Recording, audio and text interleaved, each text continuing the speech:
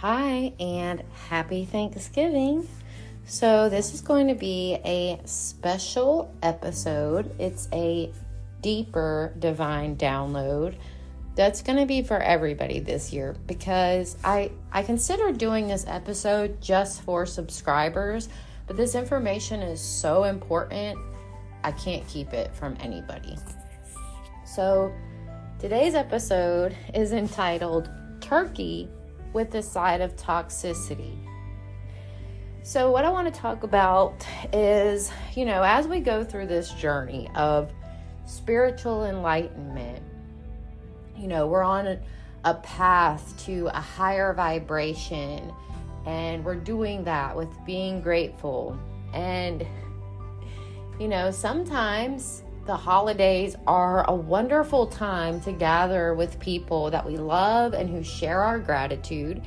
And for some of us, Thanksgiving comes with a side of toxicity in the form of two things. One, toxic family members, people who are negative. They don't understand the journey that you're on. They are not on a similar wavelength, not a similar frequency as you. Then we also have the other side of the spectrum, which is toxic positivity. Sometimes as we go on this journey and we're working towards raising our vibration, we're working on love and gratitude and enlightenment, embodying that vibration, we're not always going to sometimes it's a process. Sometimes we don't always feel grateful or loving or enlightened.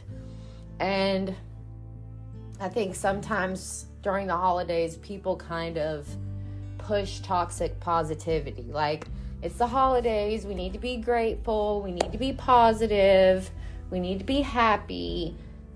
We don't have to be anything, okay? We are free to be literally whatever we want, okay? So that's why I thought this episode was so important. I want to talk about that, So, like I said, as you're working on this journey to spiritual enlightenment or happiness, we're going to be around toxic people sometimes, especially during the holidays. And sometimes we're going to be reminded of unhealthy relationships that we've been avoiding throughout the year. Okay, so I want to give you a different perspective on this. And I want you to realize that this can be a blessing in your life. Okay, if you choose to show up to the event, the gathering, for the holiday, this can be a blessing. And this is how. So we are able to see our growth and progress.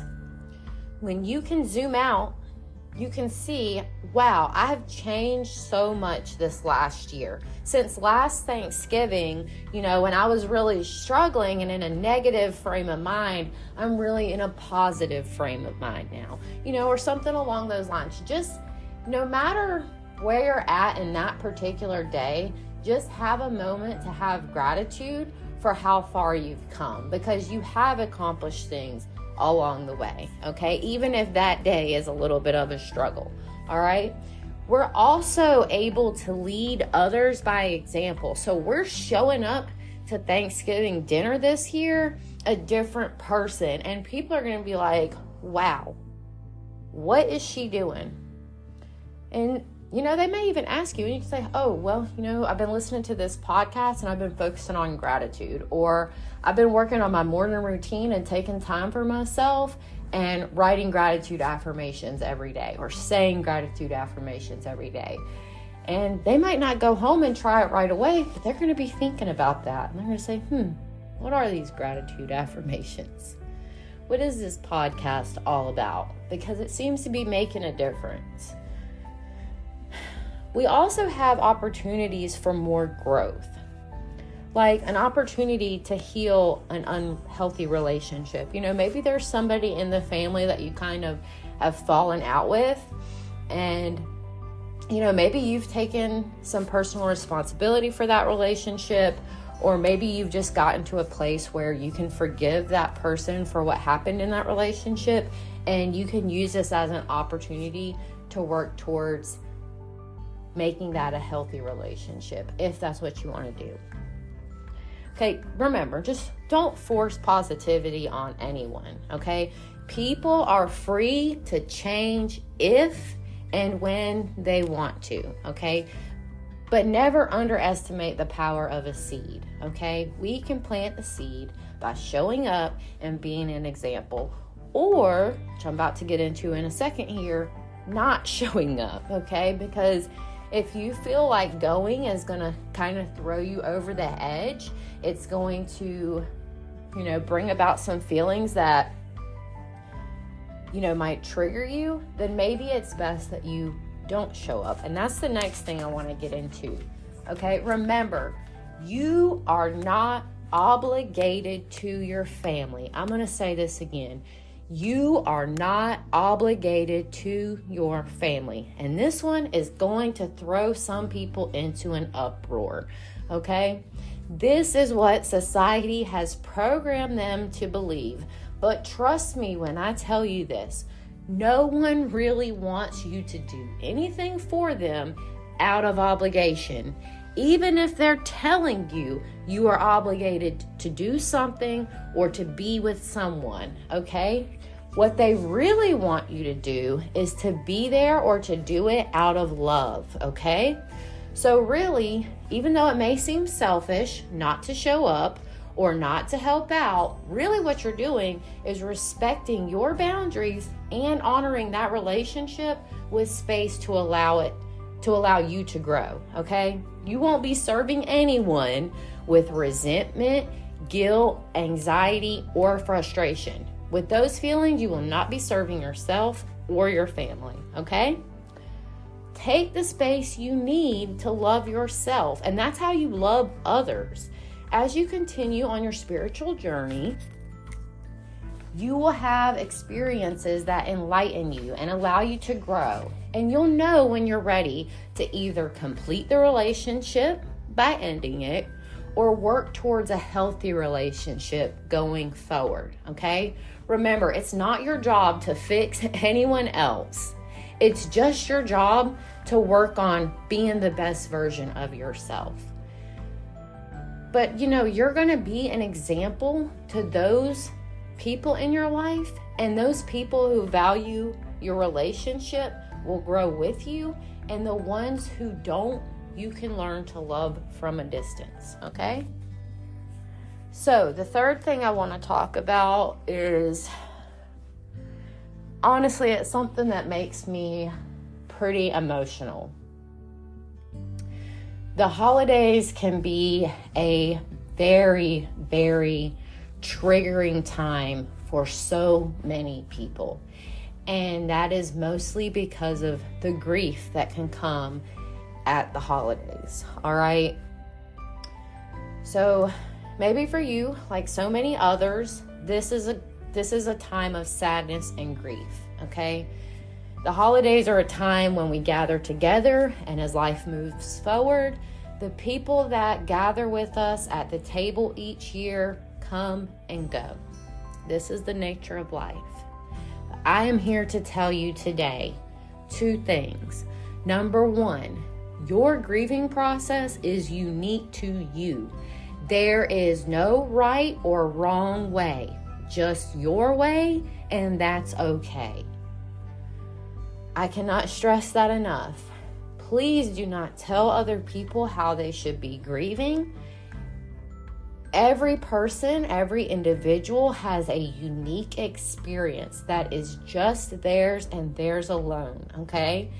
And we can honor the people we love by allowing them to grieve in the way that works for them, okay? The second thing I want to tell you is that if you do want to overcome grief, okay, you can always turn to gratitude. Here's how you can do that, okay? Here's how you can embody gratitude when you're grieving, okay? And it's going to make the grief go away, because that cannot coexist in your brain with gratitude. We can be grateful for the ability to gather together, okay?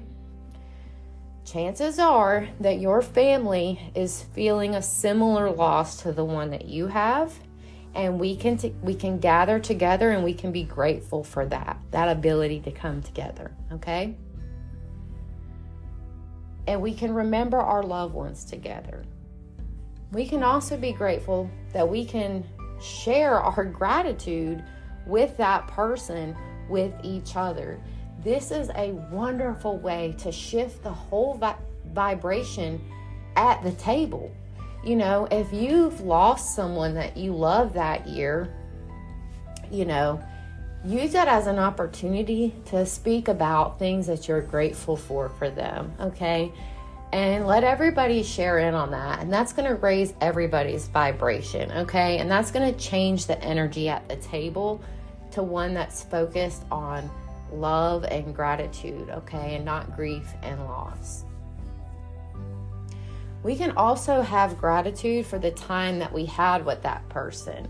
You know, that's another great thing you can do, is just share stories of wonderful experiences that you had with that person that's no longer with you.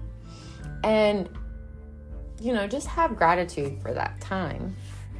And lastly, we can have gratitude for the time that we have right now. You know,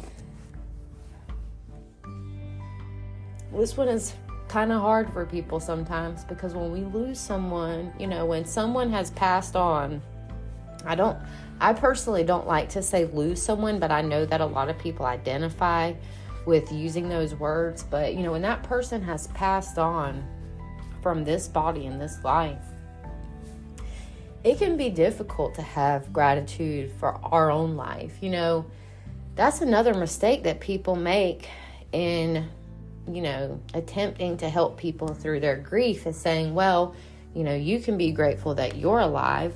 Yes, of course you can be grateful that you're alive. But sometimes when we're experiencing the passing of a loved one, we don't feel grateful for the time we have, because it's time without them, in a sense.